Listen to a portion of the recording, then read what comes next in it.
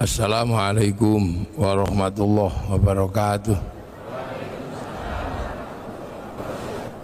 Bismillahirrahmanirrahim. Bismillah, alhamdulillah.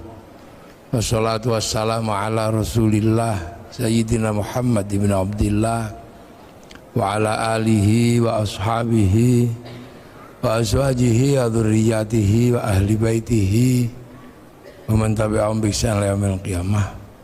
Para alim, para ulama, para kiai, sedaya takmir masjid, napa jenenge? Masjid Agung Sleman, Dr. Wahidin Sudirohusodo yang saya hormati, Bapak Bupati yang kita cintai, selamat dan semoga sukses mimpin Kabupaten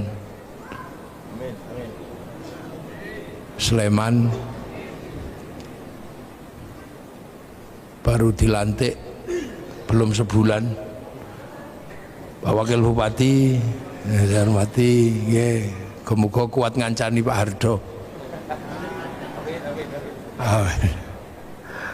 Pokoknya Pak Hardo Sari jenengan sing melek jaga gawang beserta Ibu Bupati, Ibu Wakil Bupati yang saya hormati, Pak Kapolres juga baru, Pak Polres Tabes, Pak Nopo nih, Pak Dandim, saya hormati, DPR dan seluruh jajaran Forkompimda, Kandepak yang saya hormati, semuanya, sing nerbang yang saya hormati. Loh, langsung terbang. Para hadirin wal hadirat yang berbahagia, alhamdulillah. Ini peringatan Nuzulul Quran.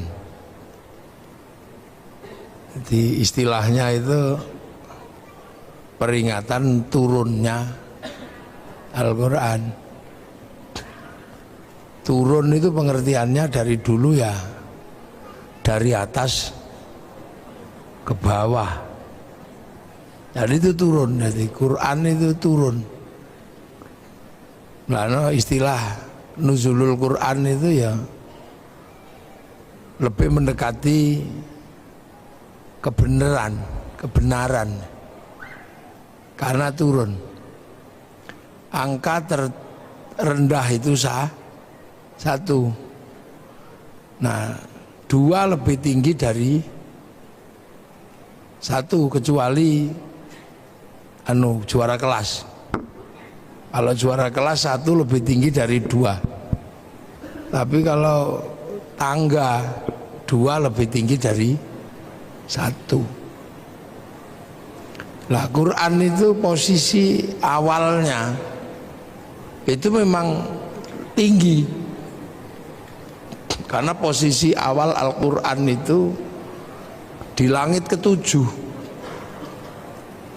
Jadi Al-Quran itu posisi pertamanya itu di langit ketujuh, terus turun ke langit satu ini. Ini kan langit satu ini. Bumi itu langit satu di satu planet. Langit satu itu isinya Merkurius, Venus, Bumi, Mars, Jupiter, Saturnus, Uranus, Neptunus, Pluto. Nggak tahu ini sudah dianulir apa belum Pluto ini. Dianulir jadi Neptunus, cuman sampai Neptunus. Itu dalam ilmu tata surya ini disebut galaksi Bima Sakti. Yang diantara planet di galaksi ini ada namanya Bumi. Nah, yang kita tempati ini Bumi. Itu adanya cuma satu. Bumi itu cuma satu. Makanya Allah selalu menyebut bumi itu ardun. Tapi ardun itu ada ruang yang lebih gede. namanya sama, langit. Nah, langit ini terdiri dari beberapa langit. Makanya jamaknya sama itu samawat, beberapa langit. Nah, Al-Quran ini bukan di langit ini aslinya, tapi di langit ketujuh. Jadi posisinya di langit ketujuh. Nah, langit ketujuh itu di mana? Ya nggak tahu saya. Langit ketujuh itu nggak tahu jauhnya kayak apa. Karena keluar dari langit satu ini mesti keluar melalui black hole, lubang hitam. Nah, lubang hitam itu Stephen Hawking aja nggak bisa bikin rumus di situ. Orang yang paling jago bikin rumus itu nggak ngerti caranya bikin rumus menembus black hole ini, lubang hitam. Nah, Rasulullah itu pernah melewati itu, menembus black hole, masuk ke langit kedua, ke langit ketiga, ke langit keempat, ke langit kelima, 6 tuh 7. Nah, itu posisinya di mana nggak tahu. Yang jelas bahwa Rasulullah itu sampai di Sidratil Muntaha, di langit ketujuh. Nah, di langit ketujuh itu ada cloud, kalau anak sekarang bilang itu. Ada cloud, ada pusat data. Jadi dunia ini ada pusat datanya. Ada harddisk besar yang berisi tentang data-data, apapun blueprint dunia ini ada datanya. Nah, data itu dijaga betul biar gak diretas, biar gak dihack. Siapa yang punya potensi untuk meretas itu? Iblis. Makanya dijaga. Nah, karena itu sangat terjaga, cloud atau harddisk catatan-catatan dunia itu, maka itu disebut lauhil mahfud. Jadi lauh itu adalah, dulu orang Jawa dulu lauh itu sabak. Sabak itu alat tulis. Jadi tempat untuk menulis itu lauh. Mahfud yang terjaga. Nah, itu catatan semua ada di situ. Yang sebelumnya orang-orang dulu sebelum Islam menyebut, kalau orang Yahudi Nasrani menyebut itu namanya Tabut Sulaiman. Orang Yunani menyebut kotak Pandora. Nah, orang Jepang menyebutnya kantong Doraemon. Pusat data itu. Jadi ini kita berbicara tentang pusat data. Nah, Quran itu dari situ. Bal huwa Qur'anum Majid fi lauhim mahfud. Jadi itu, jadi Quran itu downloadan sebenarnya. Yang download Rasulullah melalui proses sampai 15 tahun di Gua Hira, itu proses download. Makanya Quran itu turun itu seperti PDF, ada passwordnya. Nah, passwordnya ya alif lam mim, kaf ha ya ain shad, alif lam ra, itu password sebenarnya.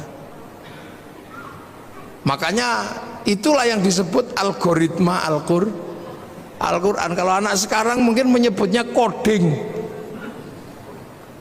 Coding, jadi alif lam mim itu coding itu sebenarnya. Maka rumus membacanya beda. Rumus membacanya bukan pakai alif ba ta, tapi pakai abjadun hawazun. Ada ilmunya. Nanti kapan-kapan saya datang ke Pondok Minggir, tak ajari cara baca codingnya itu. Kitabnya banyak, ada Al-Aufaq, kitabnya Imam Ghazali, yang oleh orang Indonesia disebut wafak atau raja itu. Tiba-tiba ada huruf ain ketemu mem, lam, terus tempel di pintu itu coding sebenarnya.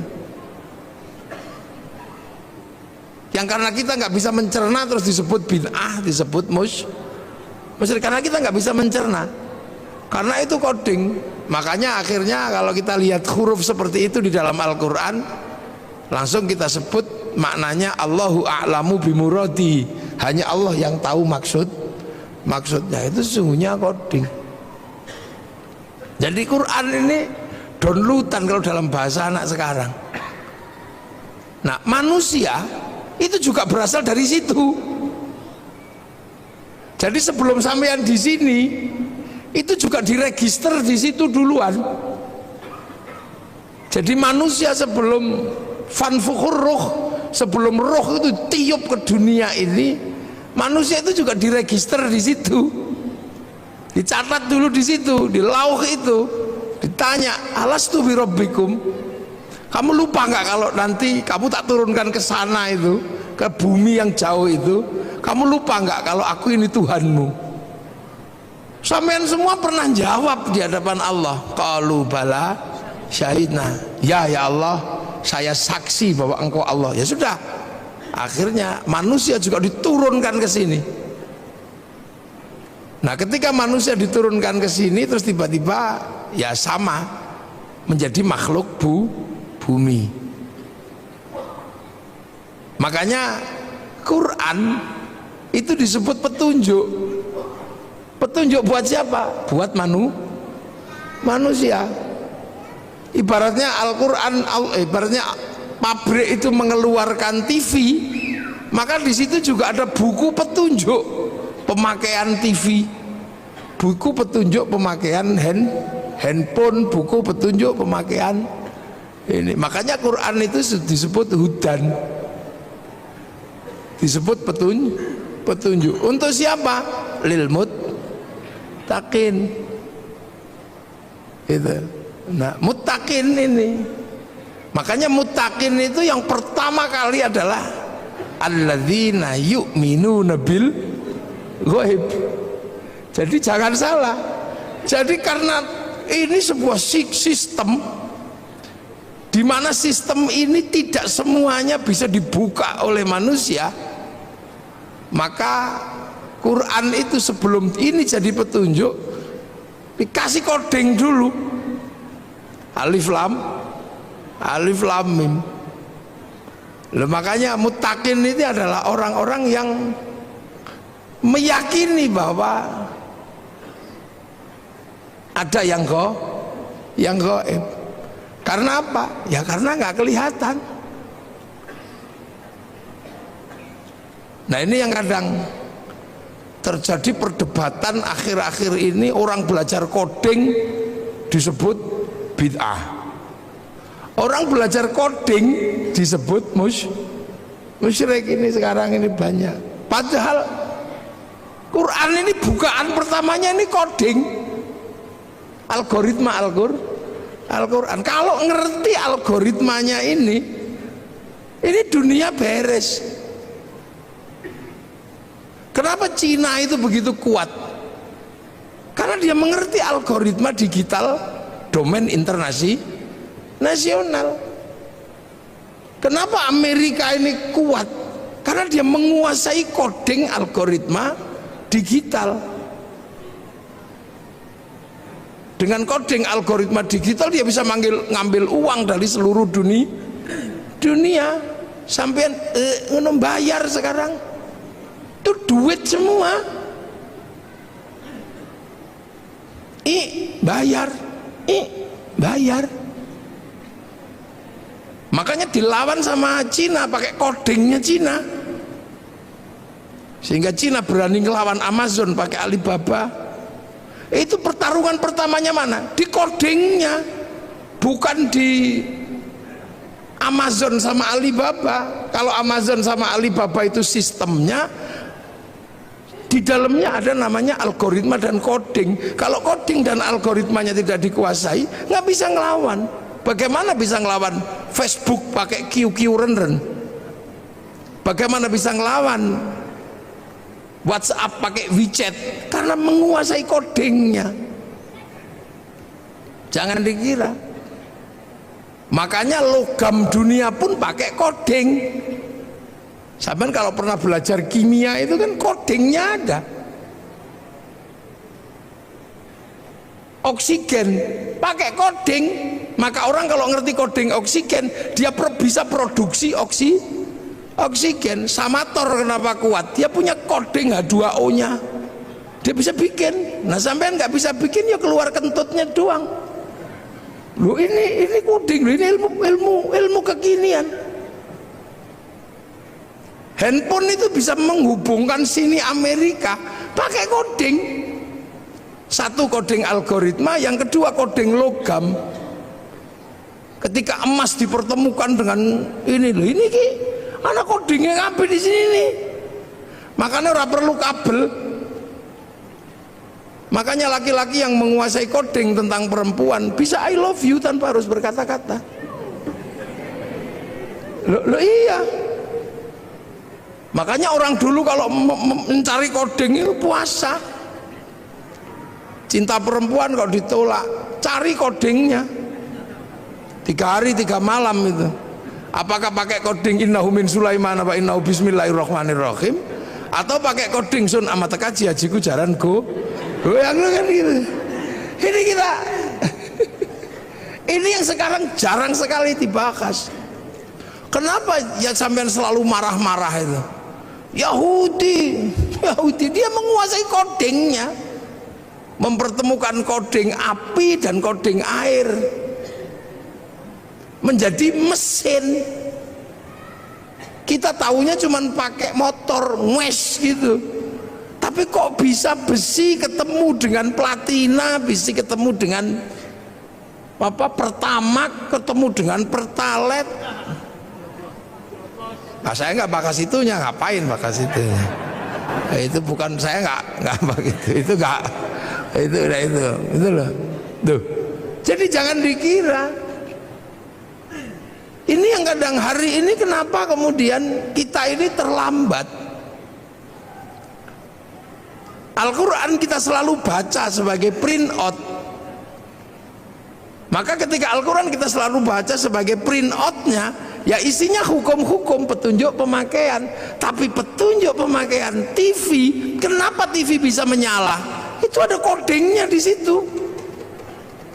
Bagaimana gambar yang tidak kelihatan bisa diterima oleh TV yang lain?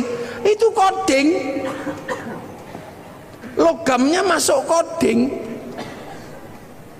Yang kebetulan ahli logam dunia itu adalah Nabi Daud, punya kitab namanya Zabur. Nah, kitab Zabur dan Nabi Daud itu masih dipegang oleh orang Yahudi. Makanya Yahudi yang menguasai coding logam dunia, dan hari ini dunia dikendalikan oleh logam. Maka wajar saja kalau Yahudi yang menguasai sistem teknologi dunia.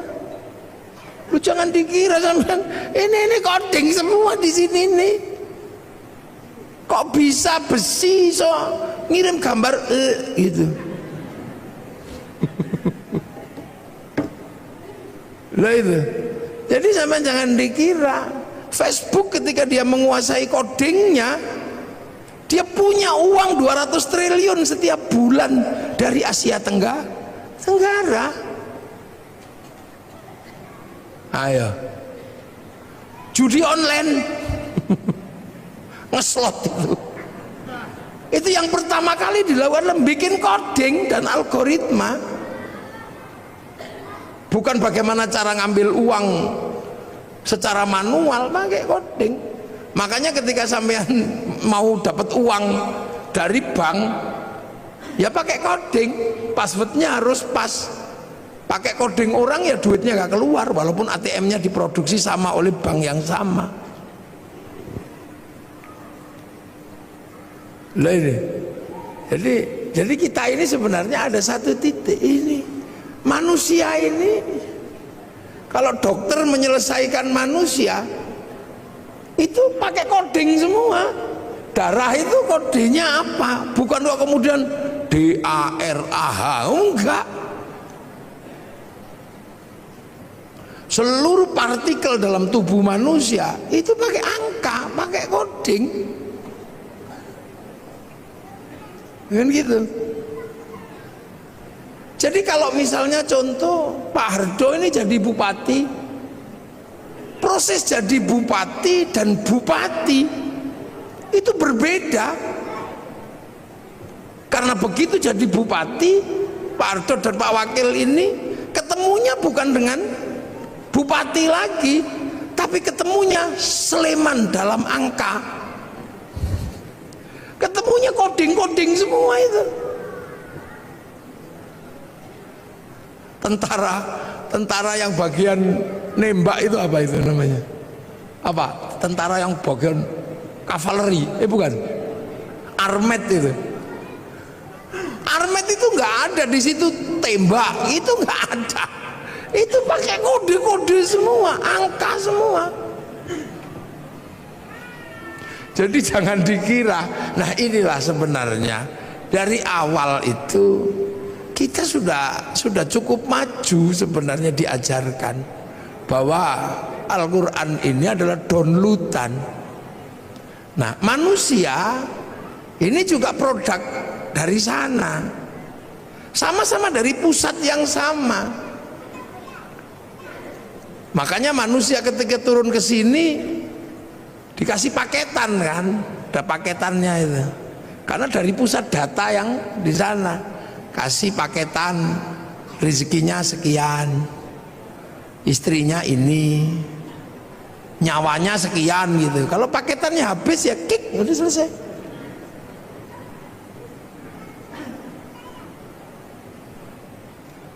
Gitu. Makanya pertama kali Quran itu Iqra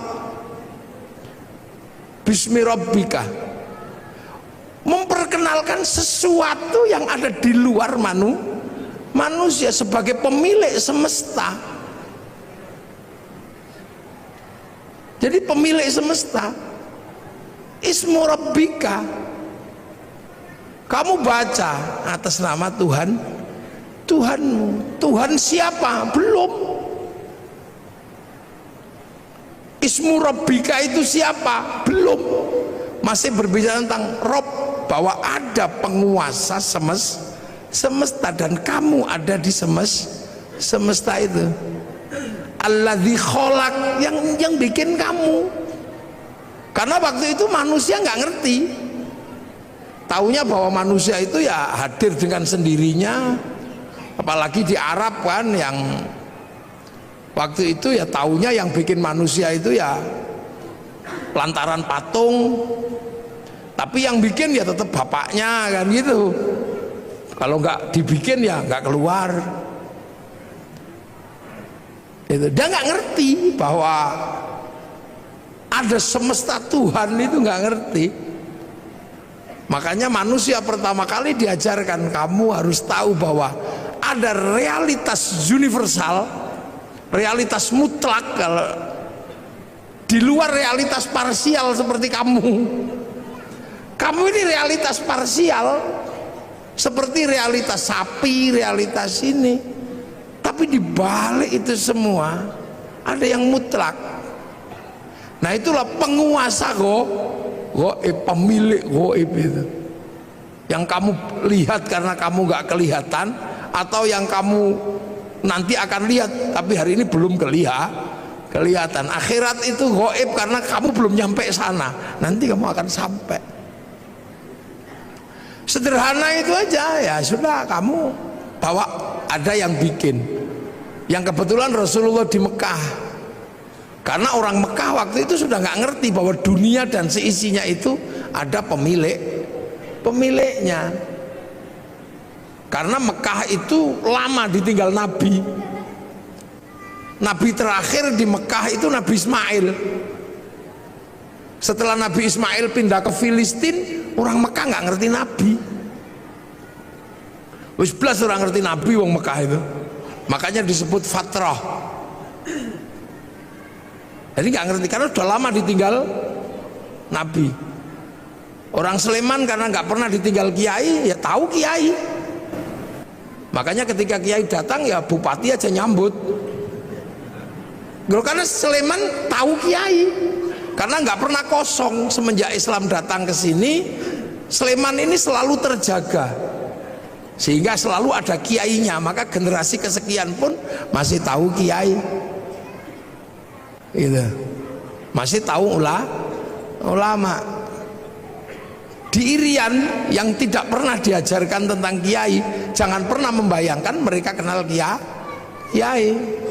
Makanya kalau kiai datang ke sana nggak usah minta disambut, orang sana nggak ngerti karena nggak pernah ada kiai. Sering saya contohkan, mungkin kalau saya di sini orang tahu kiai, saya di Irian dikira tim pemburu babi, ya nggak usah marah, ya nggak usah emosi. Makanya Rasulullah itu ketika harus berbicara tentang Rob itu penuh kesabaran di Mekah itu, karena orang Mekah nggak ngerti. Makanya Rasul nggak suka marah-marah, kamu hancurkan, enggak. Yang tahu Rasulullah itu Rasul itu di Mekah waktu itu cuman Allah, nggak ada yang ngerti. Beda kalau Rasul lahir di Filistin. Filistin itu secara teologi, secara sosiologi, secara antropologi masih ketunggon. Apa ketunggon itu? Masih ditungguin Nabi. Jadi orang tahu Nabi kalau di sana.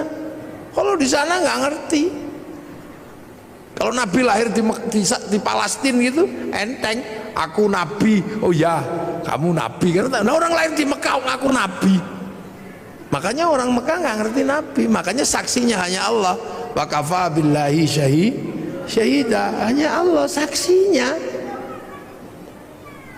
Sudah gitu pelajaran Tuhan itu repot bagi orang Arab waktu itu, sulit. Tuhan yang Tuhannya kelihatan, patung diajarkan kepada Allah yang tidak kelihatan. Robnya banyak diajarkan Rob satu, Tuhan satu, susah. Kalau beribadah susah lagi, suruh wudhu. Wudhu itu susah bagi orang Arab karena pakai air. Air itu bukan budaya Arab, karena di Arab nggak ada air, diminum aja susah kok suruh wudhu, apalagi suruh jinabat, tambah susah lagi. Kalau seandainya budaya air itu di Indonesia gampang. Makanya kalau sesuai budaya Arab mestinya toharo itu hanya sampai di tayamum, di debu. Jadi Islam itu bukan Arab sentris, karena pelajaran dasarnya sangat berbeda dengan budaya Arab. Jadi Islam itu sangat berbeda yang diajarkan Rasul dengan budaya Arab. Orang Arab nggak ada air, diajari pakai air. Sudah tahu makanan itu susah, tiba-tiba disuruh sedekah, disuruh zakat. Orang Arab itu cari makan susah, harus berburu. Makanya orang Arab itu kalau berburu saudaranya harus banyak. Kalau berdagang kafilahnya harus banyak. Kafilah yang saudaranya nggak banyak diajar sama kafilah yang mayoritas mate. Makanya orang Arab itu saudaranya harus banyak. Makanya tradisi orang Arab itu seneng ngitung saudara. Saudara bin ini, bin ini, bin ini. Untuk apa? Membangun komunitas. Karena sistem survive-nya orang Arab adalah komunal. Nek kekuatannya sedikit kalah sama suku, dikit kalah. Begitu berebut air gitu, saudaranya cuma 5, ditabrak yang saudaranya 20, hilang. Sementara cari air di tempat lain susah. Ada pohon satu tiba-tiba berteduh di situ enak itu, kedatangan suku yang lebih besar ditabrak habis. Makanya mereka harus punya suku yang besar. Makanya orang Arab itu punya tradisi ngitung saudara. Ibn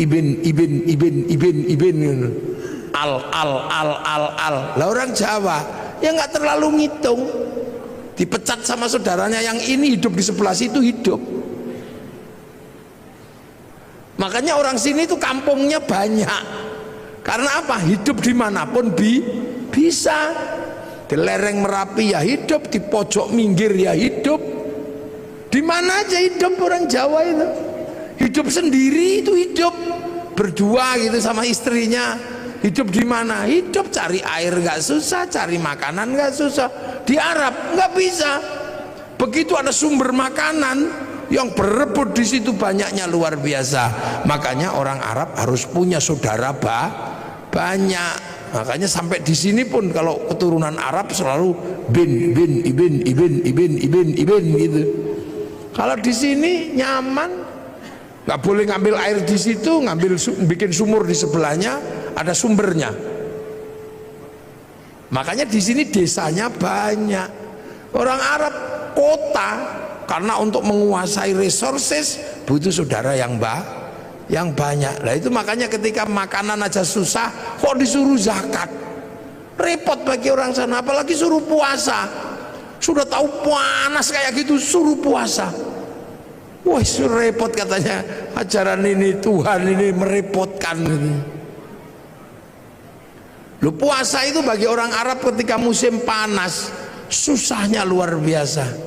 Orang sini puasa lari ke tepi sungai nyemplung beres, berteduh di bawah pohon pisang sambil sinsot, enak. Makanya orang sini itu puasanya itu nggak khusyuk karena sumber makanannya banyak. Orang Arab kalau puasa khusyuk karena keluar rumah lihat padang pasir, siapa pengen makan padang pasir? Makanya orang sini kamu daripada keluar rumah lihat jambu, lihat apa, daripada itu mending tidur.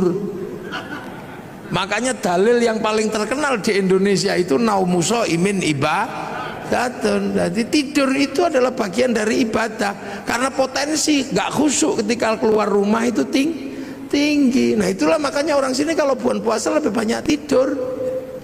Nah, akhirnya susah nyarinya karena tidur. Daripada susah-susah nyari dimerconi. Makanya bagi orang Indonesia mercon itu sesungguhnya adalah bagian dari proses puasa yang punya sistem kultural yang seperti Indonesia. Maka Pak Kapolres, mercon jangan terlalu dilarang.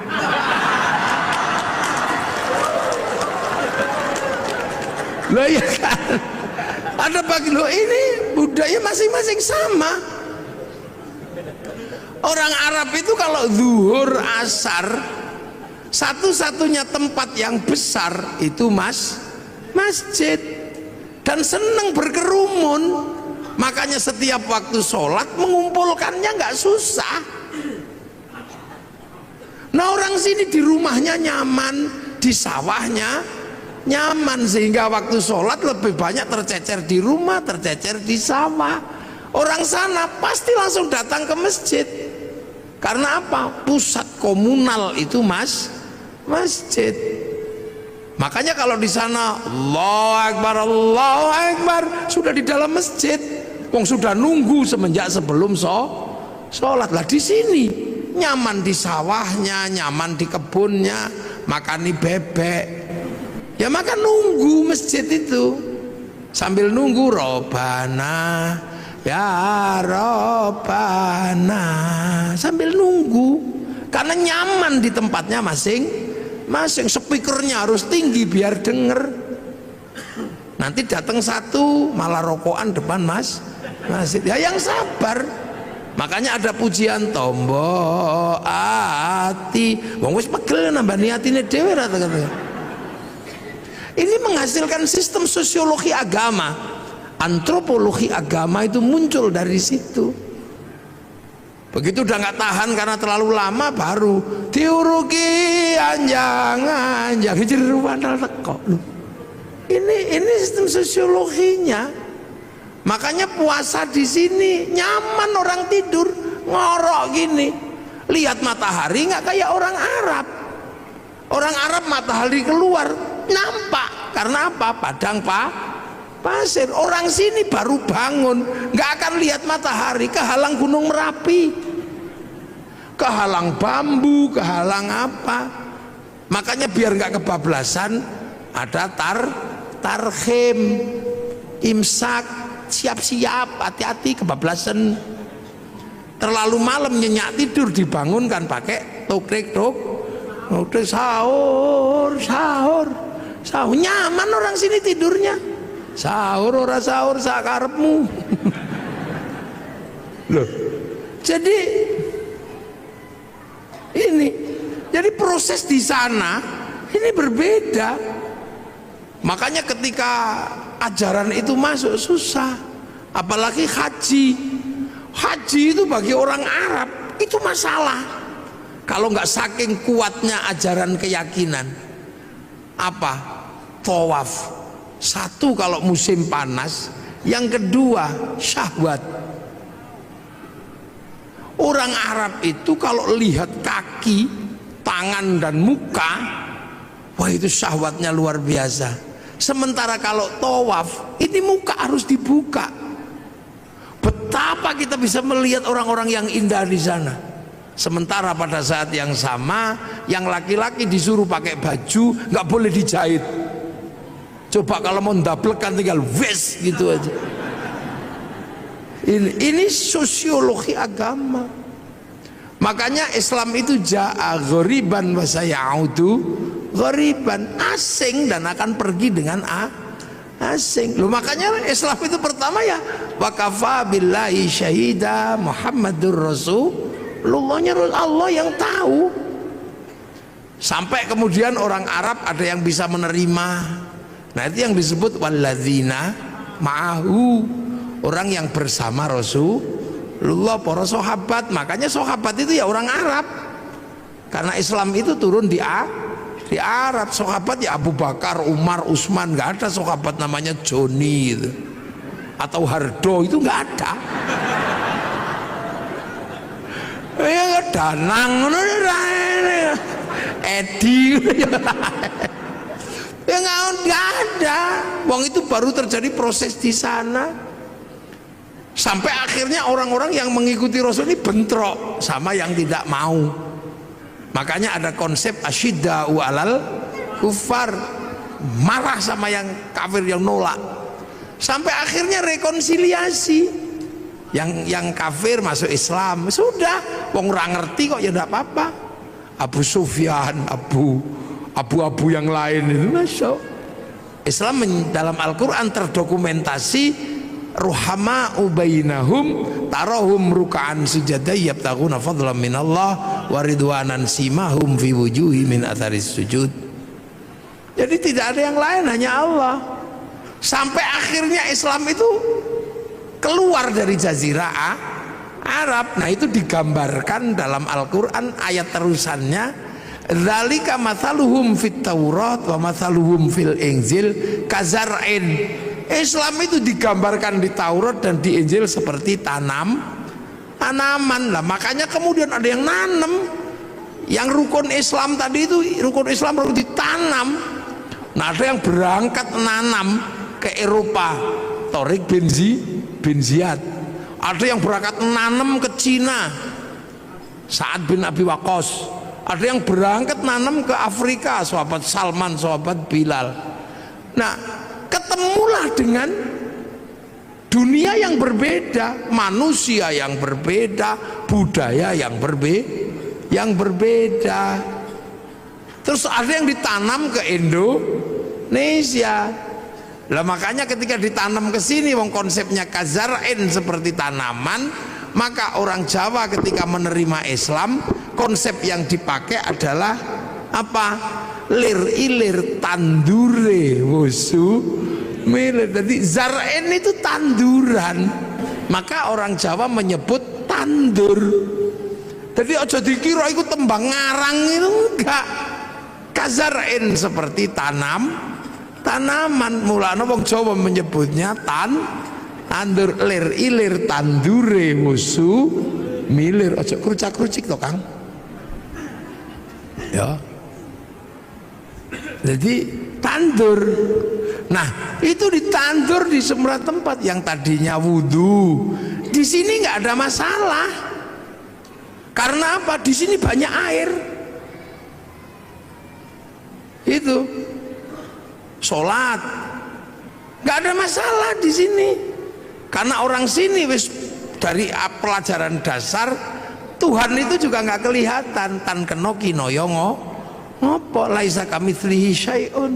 Suruh puasa ya seneng orang sini, apalagi orang sini hobine poso.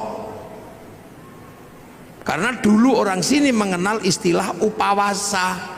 Upawasa itu nggak makan, nggak minum, nggak menyentuh perempuan, persiapan muksa.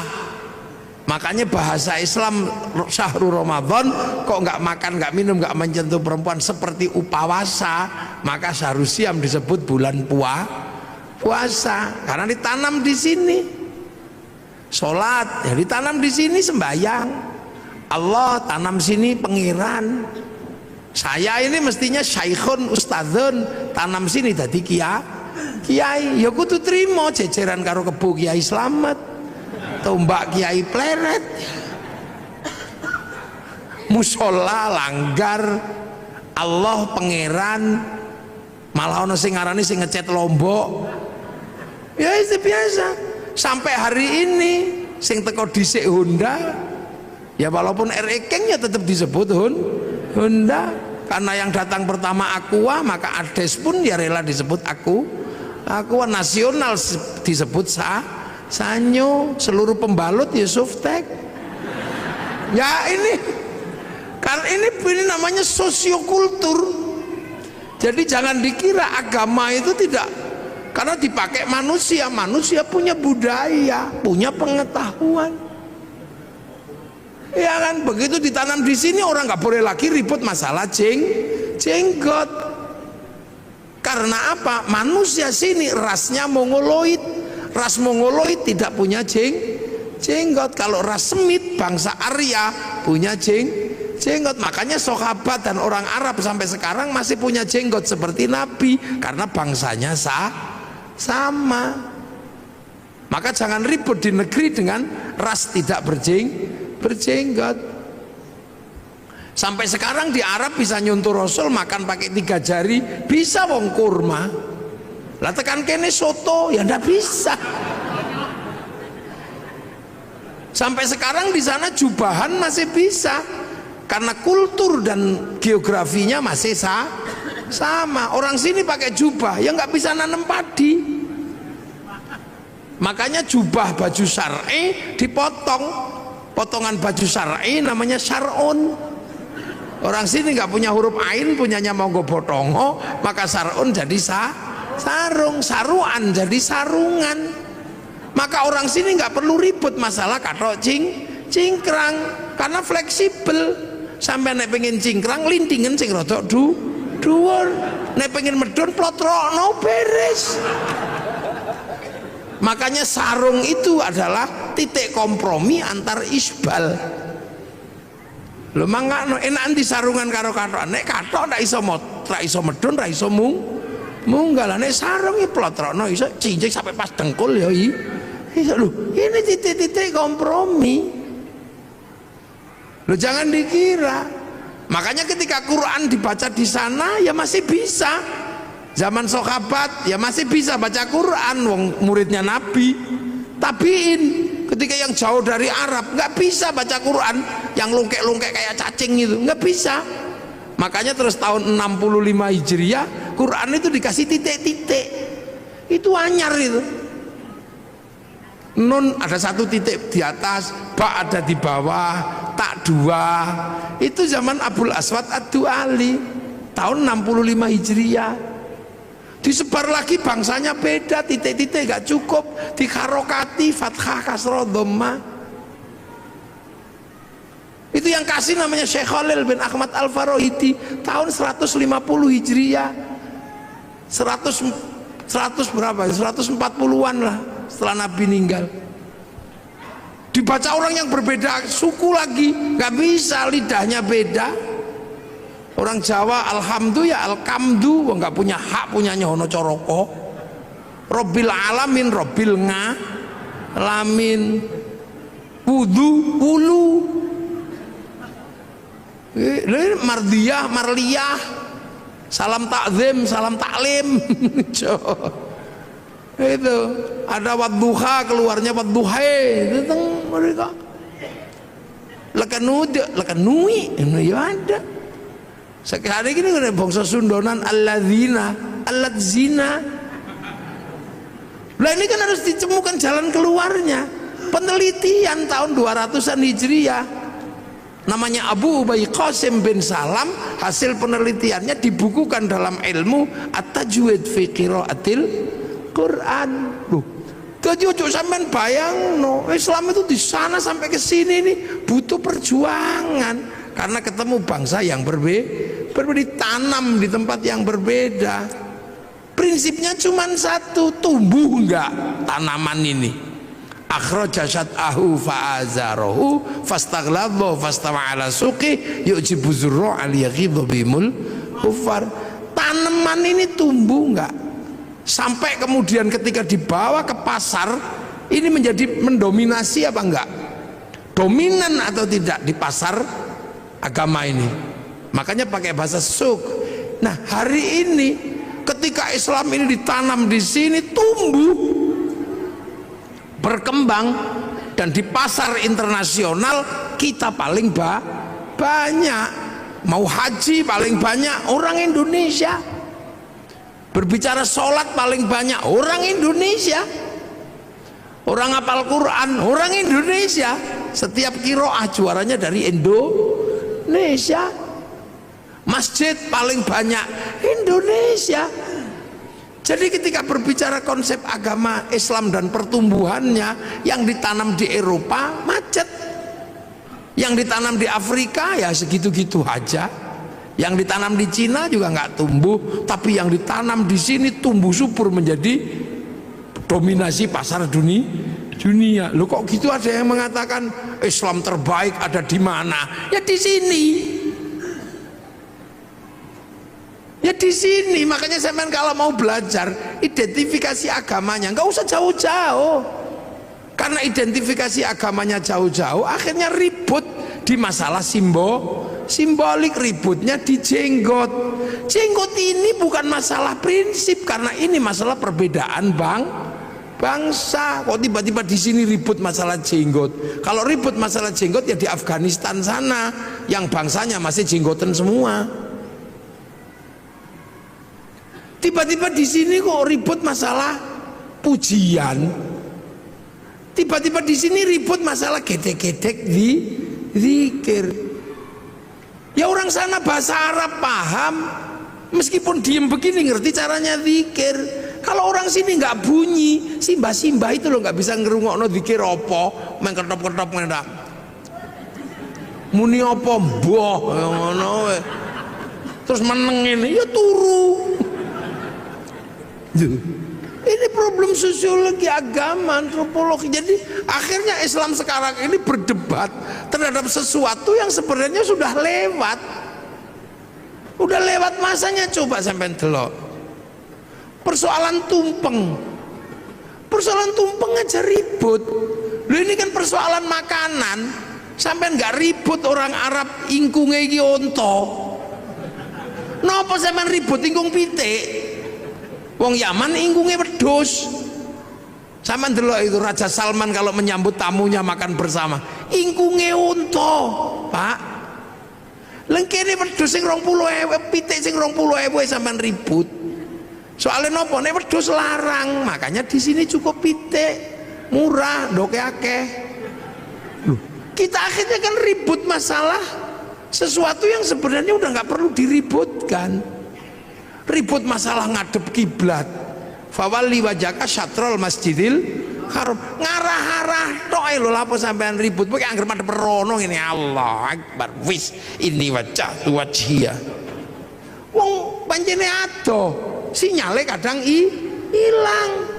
Allah oke mau wis merem-merem ini wajah tuh wong pancene online ayo sinyale ilang. Wong pemancar utamanya neng Mekah kono lagi, ini cuman pemancar lokal. Begitu ono ting ting ting bakso ya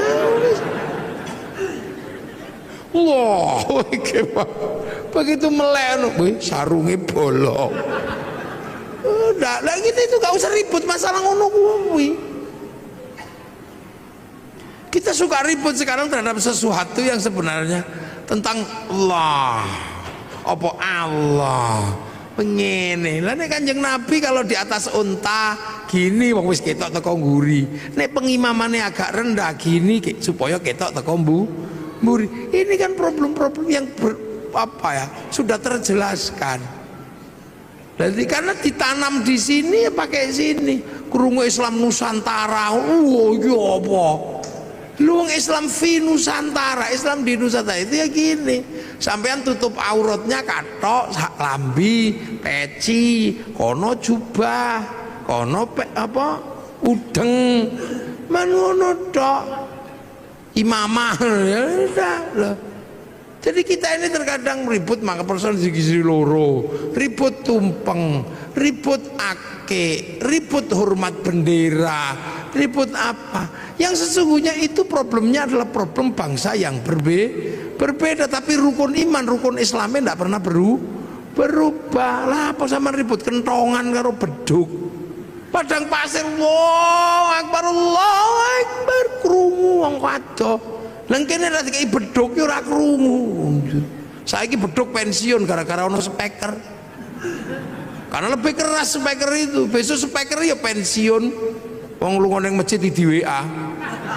Pakai alarm. Wah, sampean lho.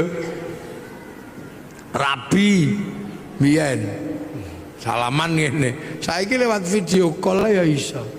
Zamannya berubah. Dhisik wong Jawa sing paling sakti iku sing nempiling semaput. Ini sakti. Saiki wong sakti kere. Sak tempilingan 20 juta. Tanya Pak Kapolres sekarang, kalau tidak percaya praktek no. Maka ilmu itu juga otomatis hilang. Dhisik orang sakti itu ketika ngelirik wong wedok I love you, poso pitung dino pitung bengi. Saiki lho urung poso, kelewatan Avanza, wis I love you. Cinta tumbuh bersama Avanza. Jadi loh, ini problem-problem yang berubah. Siapa narap maksa ndelok TVRI flora dan fauna, pengen terus kucing Afrika, ini sudah berubah. Saiki neng kene sampean buka opono, ora perlu ngenteni sedina terus dinteni mertune Pak Harmoko, ngono ndak perlu. Jadi bupati pun harus begitu. Kita ini bangsa. Makanya sekarang Sleman lagi masalah sepak bola itu. Lah ya, Pak Bupati harus tahu sepak bola ini rasa ngoyo. Sepak bola itu punya bangsa yang berbeda. Wong Eropa ini gede-gede dhuwur-dhuwur. Lapangane podo, aturane sama. Lah wong kene cilik-cilik lawan Eropa, ya ora bakal menang. Lah nggih. Akhirnya agar imbang naturalisasi. Loh, basket, ya nggak usah kita ngejar terlalu terhadap basket. Menang karo NBA, ya mokal. Wong kono 2 meter seperapat, nah kene mung 170. Kene mencolot nggak yo kena udel. Ya coba. Ya maka Sleman ini yang menggalakkan olahraga yang mungkin bentek, mungkin. Lu sekarang sepak bola itu kalau nggak naturalisasi, ya mesti kalah. Wong-wong cilik peli ngono gini kalah. Itu olahraga internasional, standarnya sama, aturannya sama, manusianya berbeda. Ayo kondi, kon menang. Tinju kok musuh Mike Tyson ya disamplok ya pingsan dewe. Maka kayak Cina ketika mau memenangkan sepak bola, yang dipikir pertama kali cuma satu, cari orang 20 laki perempuan yang tingginya 170 dinikahno, anak 2 meter. Loh itu cara pertama. Jepang juga sama, mempersiapkan generasi yang tinggi. Lah nek naturalisasi ya entek duwe monggo bayar. Wis golek wong Sleman sing dhuwur-dhuwur nikahno. Persiapan membentuk kader sepak bola. Ngono. Kader basket. Nggih, kula sing mau idhoh nggih. Lho ini, makanya Thailand itu sadar diri. Begitu yang digalakkan olahraga ya sepak takraw itu karena bisa dia. Loh. Jadi seluruhnya ini menyesuaikan. Pabrik mobil, pabriknya sama. Ketika dikirim ke Eropa ya setirnya kiwo, kirim rene tengen. Loh, itu sudah apa? Terus neng kene kono sepion, kene sepion. Sana sepion adalah untuk melihat belakang, sini sepion untuk takon. Sepi rayon, sepi.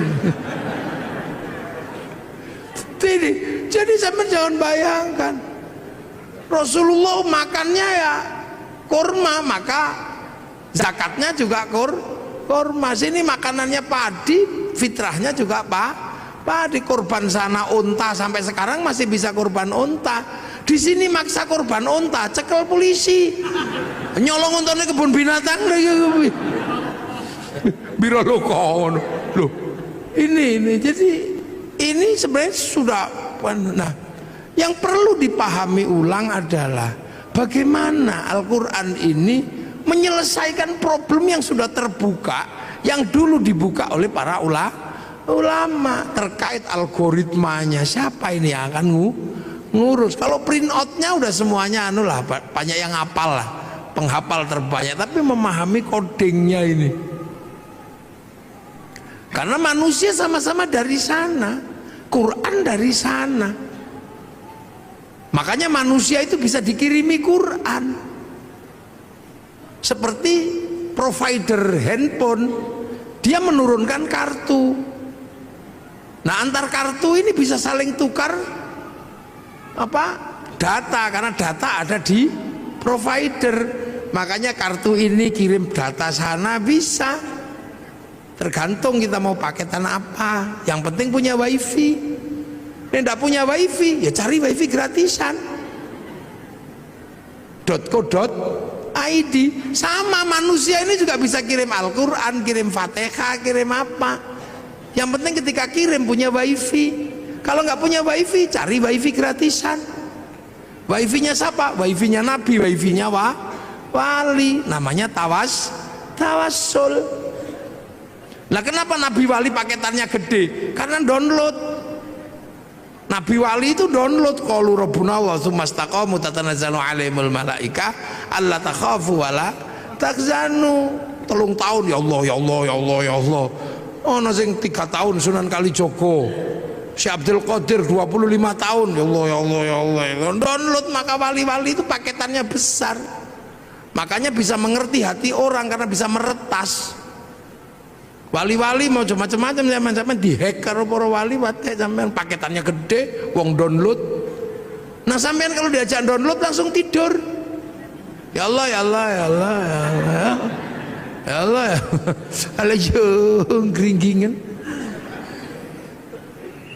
Loh ini kita ngomongin Al-Qur'an. Makanya Al-Qur'an ini sesungguhnya adalah bukan sesuatu yang hanya semata-mata bisa dibaca dengan irama. Ada di balik situ ada codingnya.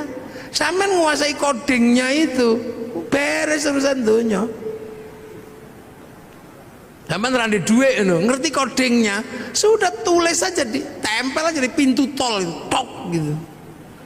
Coding duit ning Al-Qur'an.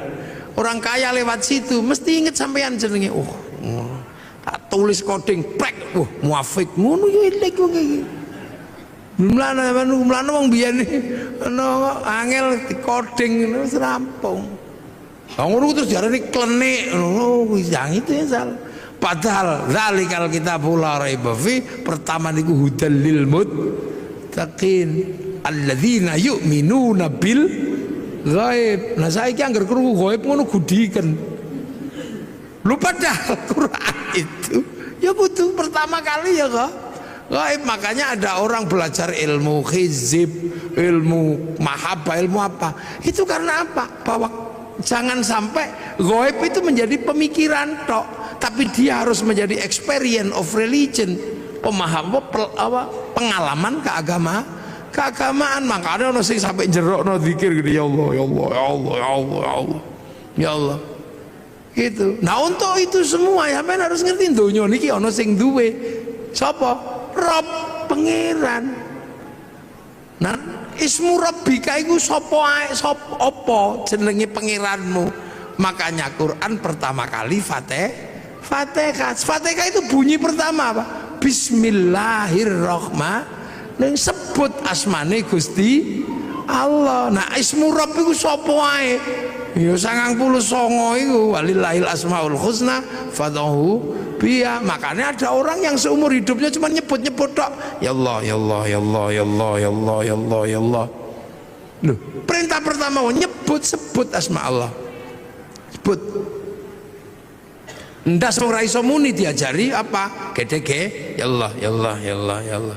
Tangan nggak bisa bunyi cekeli tas bokong nggak bisa bunyi suruh duduk, kaki nggak bisa bunyi suruh sila, supaya semua bisa menyebut asma Allah. Dok subhanallah, pecak telek masya Allah, ngelunggui udut iya Allah.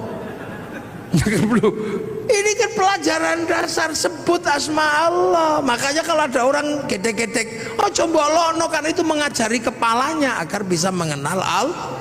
Nek ana wong nyekel tasbih, oh coba lono, karena mengajari tangan menyebut asma Allah. Nek ana wong sila, coba nesoni, itu kaki sedang diajari menyebut asma Allah. Nah nanti kalau semua asma ini sudah kamu sebut, hatimu akan apa? Tumbuh, nyumber itu apa? Nyumber itu akan keluar apa? Ar-Rahman. Kamu akan tahu semesta Tuhan bahwa Allah itu penuh belas kasihan. Ar-Rahman kang welas asing dalam dunia lan akhirat. Jadi sesuatu di dunia dan di akhirat itu dapat rahmatnya Allah. Makanya sampean nggak usah marah sama orang. Cina, ini lo Cina itu neng donya, berarti oleh welas asih Gusti Allah. Makanya orang Islam itu bisa berhubungan sama Cina dengan inten. Kapan? Ya ketika sholat. Orang sholat pasti berhubungan sama Cina secara inten. Kenapa? Karena sholat itu nutup aurat. Tutup aurat itu kain. Kain itu urusannya pabrik kain. Nah pabrik kain itu sing duwe Cina. Mula aja ngamukan karo Cina ne lunga udah. Loh, ini dunia ini nggak ada yang berdiri sendiri. Ngaji malam hari ini Jepangnya ra teko, mike teko. Sampean wudu itu urusannya sama air, tapi air diurus sama pipa sanyo diurus Mas Pion. Sampean ra entuk ngamuk pabrik. Lunga haji pesawat dae wong Yahudi mati sampean nglangi. Loh makanya Ar-Rahman ini meletakkan manusia hidup penuh kasih sayang. Karena apa? Saling melengkapi. Itu kurikulum dasar menjadi manusia yang integrated. Makanya kiai-kiai nek pokon maca Fatihah bismillah ilang karena nek sampai kehilangan bismillah, dia akan kehilangan kurikulum dasar menyebut asma Allah. Mulane wong nek maca Fatihah kok bismillah ilang, dia nggak punya kurikulum dasar menyebut Allah. Begitu ra duwe kurikulum dasar menyebut Allah, ya kaku. Makanya wong nek maca Fatihah bismillah ilang, keras. Dikit-dikit marah.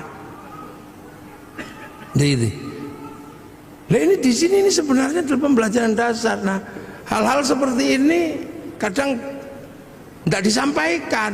Karena apa? Ini butuh konsekuensi logis. Konsekuensinya apa? Harus ada laboratorium Al-Quran misalnya. Depak Sleman harus membuat laboratorium untuk belajar coding Al-Quran. Itu Depak harus tanggung jawab. Kalau Depak tanggung jawab, ya bupati harus biayai.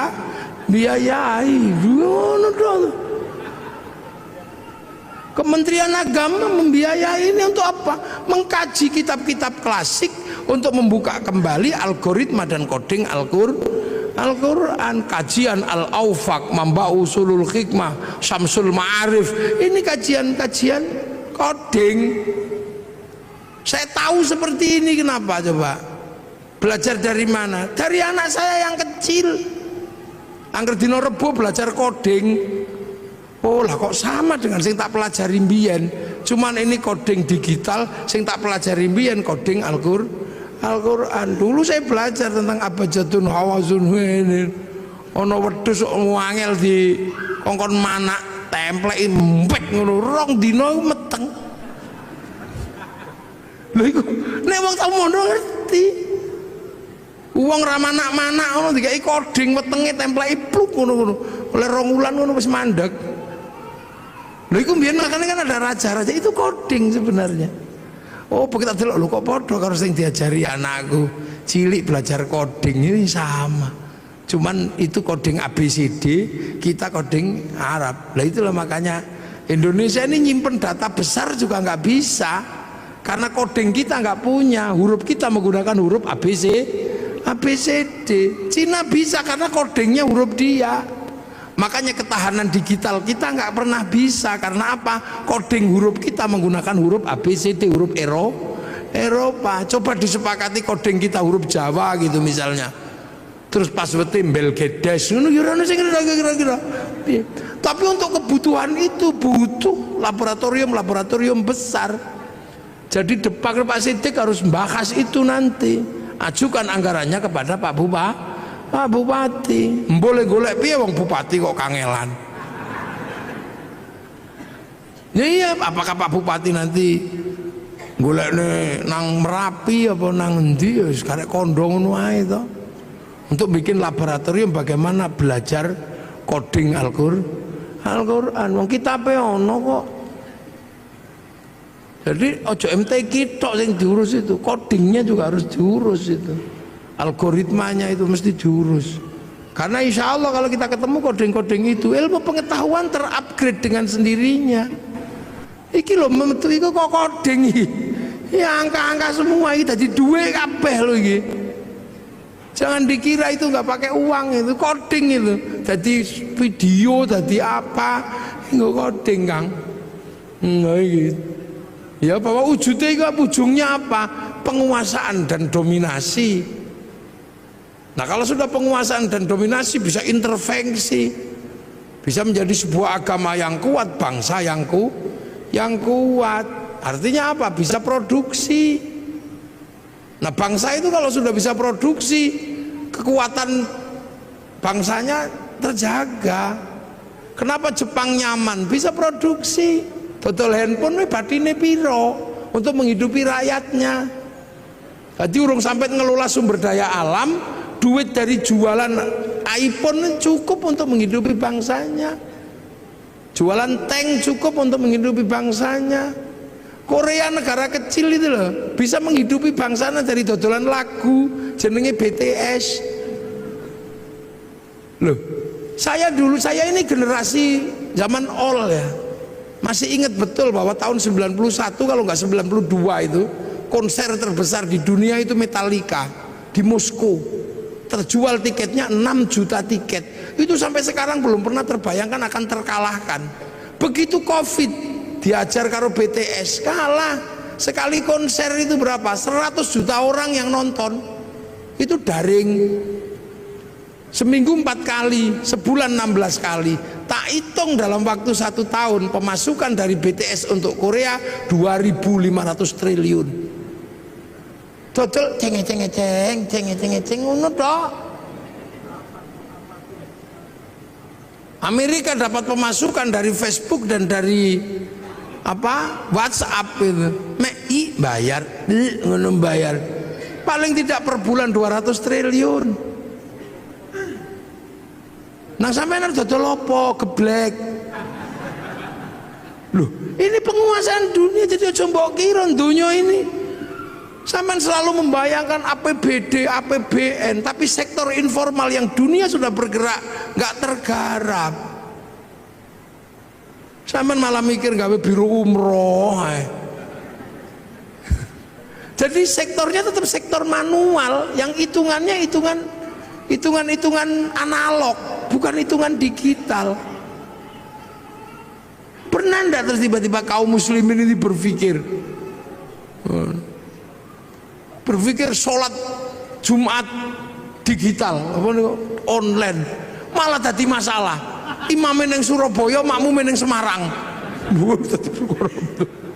Maka Pak Ardo jadi bupati juga mesti mikirin yang itu, mangke Pak Ardo. Nggih, aja kok mikire pajak pasir ora oke. Anak Sleman yang pinter-pinter kumpulin semua. Wong Sleman ini gudangnya wong pinter. Kampus UGM, UPN, UIKIP jadiin satu IAIN, wis ngono mbakaso. Mungkin nggak bertarung di dunia digital, pakai coding ngopo iso. Loh, ini duit, ini penguasaan itu. Sampai ojo bayangno. Makanya negara-negara yang bangkrut itu negara apa? Ya nggak bisa ngerespon. Coba saiki meng dodol BTS ceng ngono setahun sakmono.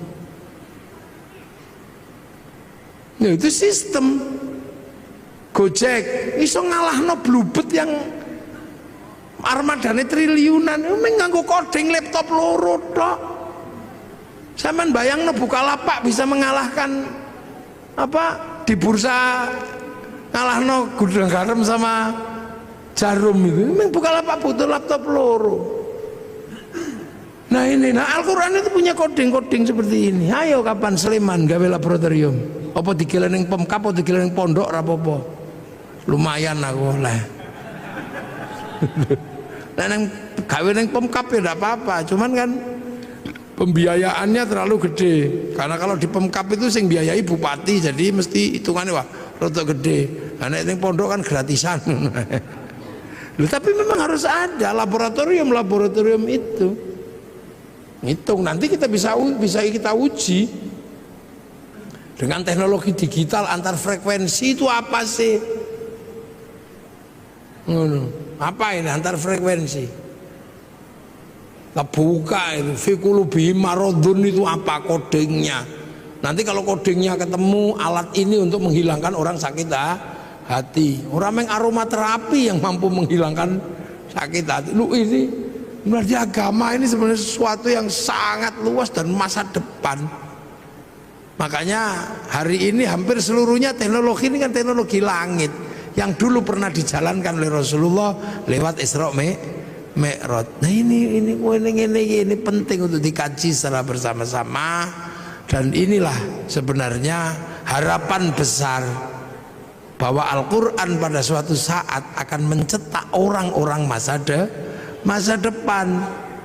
Jadi Islam itu nanti punya orang masa depan yang mampu memecah kode-kode dunia. Neng itu kapan terjadi? Tapi pasti terjadi. Karena akan muncul orang itu. Siapa? Ya orang yang bisa mecah kodingnya langit dan bumi. Karena itu nanti ada orang itu ada nanti. Ini saya kira metumbuh kapan? Karena orang itu sudah disebut di dalam Al-Quran bahwa nanti pada suatu saat akan ada orang yang mampu memecah koding-koding dunia ini.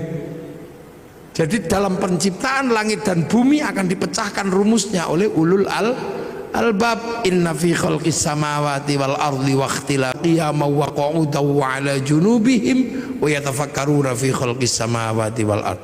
Orang yang berpikir secara maksimal, berdiri mikir, duduk mikir, terlentang mikir, artinya nggak linier, nggak mikir sambil duduk tok. Dia nggak linier terhadap isi dunia itu, bongkar semua. Duduk mikir, terlentang mikir, berdiri mikir, sampai nanti hasilnya ensiklopedik. Rabbana ma khalaqta hadza batila. Ya Allah, nggak ada yang sia-sia. Subhanaka faqina adzabannar. Minta perlindungan dari api neraka. Rabbana innaka man tudkhilin nar faqad akhzaita wa ma lidh-dhalimin min ansor. Rabbana innana sami'na munadiyan yunadi lil iman an aminu bi rabbikum fa amanna rabbana faghfir lana dzunubana wa kaffir 'anna sayyi'atina wa tawaffana ma'al abrar. Rabbana wa atina ma wa'adtana 'ala rusulika wa la tukhzina yaumal qiyamah innaka la tukhliful mi'ad. Ini orang-orang masa depan. Jadi Islam ini agama masa depan. Hari ini yang sudah memecah koding besar itu Taurat dipecah kodingnya, Injil dipecah kodingnya, sehingga pergerakan Injil, pergerakan Taurat yang ke arah barat mampu membangun peradaban Eropa yang sedemikian gede. Nah Al-Quran ini bergeser ke timur ke sini. Sanggup nggak kita memecah koding-koding besar itu sehingga menjadi bagian dari problem solving untuk bertarung di dunia masa depan. Semoga kita semua masih menangi zaman itu. Syukur-syukur di kehidupan ini generasi itu akan muncul dan kita menjadi bagian dari perubahan besar nuzulul Quran. Al-Fatihah. Alhamdulillahirabbil alamin arrahmanir rahim maliki yaumiddin iyyaka na'budu wa iyyaka nasta'in ihdinas siratal mustaqim siratal ladzina an'amta 'alaihim ghairil maghdubi 'alaihim waladdallin amin. Bismillahirrahmanirrahim alhamdulillahirabbil alamin hamdan na'imin hamdan syakirin hamdan yuwafi ni'amaka fi mazidah ya rabbana lakal hamdu kama yanbaghi li jalali karim wa 'azimi sultanik. Allahumma iftah 'alaina futuhal 'arifin Allahumma iftah 'alaina futuhal 'arifin Allahumma iftah alaina futuhal arifin bihikmatika wansur alaina rahmatak wa dzakirna manasina dzikruka ya Allah ij'al auladana dzurriyyatan minal khair al ibadal quran wasmul qiyamah bidun wasil maqasidana maqasidul akhirah wa rizqan halan banasna abaina ummatina masyayikh masyayikh jamil masyayikh al muassis Sulaiman ya Allah maghfir lahu marhamhum wa'fa'anhum Allahumma la tahrimna ajrahum wa la tabdil ba'dhum fi Allahumma ij'al qabrana tabaradil jinan Allahumma ij'al madran jamil qubur min